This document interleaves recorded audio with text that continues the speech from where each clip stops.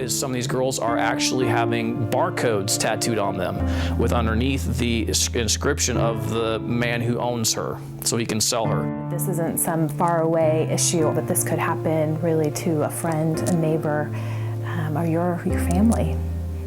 He killed the puppy in front of her and said, I will do the same thing, and begins to name every family member that he knows about, because she's told him, but he's never met, and they've never seen him, and they don't know he exists. I'm broken. They broke me. I'm never going to be whole again.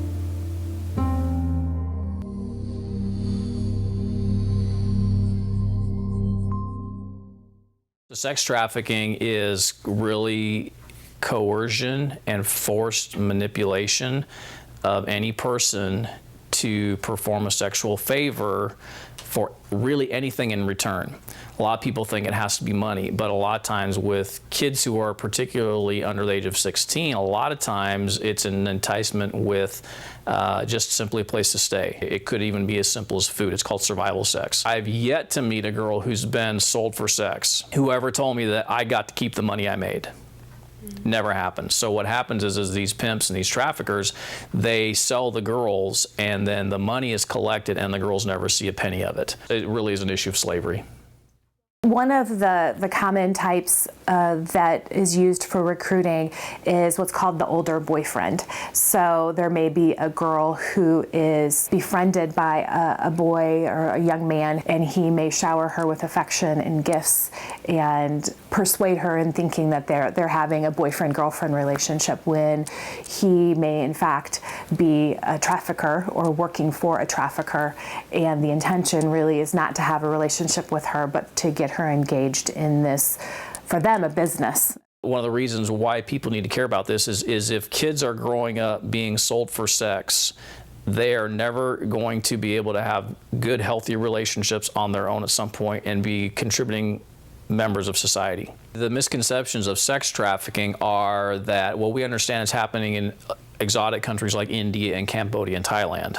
And in America, we're not okay with that, but it's a lot easier to swallow because we think a solution is, all right, a $20 check to some organization that's over there working on that, and I've done my duty. When people think about sex trafficking right here in America, they also think that, well, it's foreign women being brought here and they work in massage parlors. Those things do happen, but the statistics are that for every one foreign female who is brought out of the country into America, there are 17 American kids being sold for sex. Our friends and neighbors could be at risk or could be involved. The misconception is that, well, the girls want to do it. It's just boys being boys, men being men. They have these urges and these desires. They have the money, so they may as well pay ahead and go for it. So what's the problem? Nobody's being hurt, nobody's being harmed. That is completely false. And we think, well, they're just bad kids and we're nothing we can do about it. So really what this is destroying lives. It's destroying lives at multiple levels. I don't really know who I am.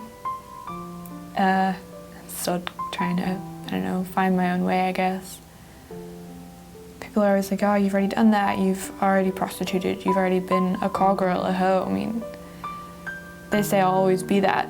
And I look at them and I'm like, no, I won't, because it's never who I was. It's never what I wanted.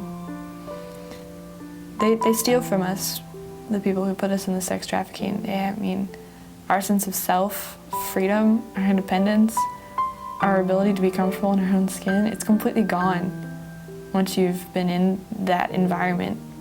The final thing I would say is, particularly teens who are watching this, is number one, let this sink in that you guys are better than what people are saying. Let's rise up as teens. Let's show adults that we refuse to be manipulated and coerced and victimized in this manner. So what are you waiting for? Join us and stand up to stop sex trafficking all around the world.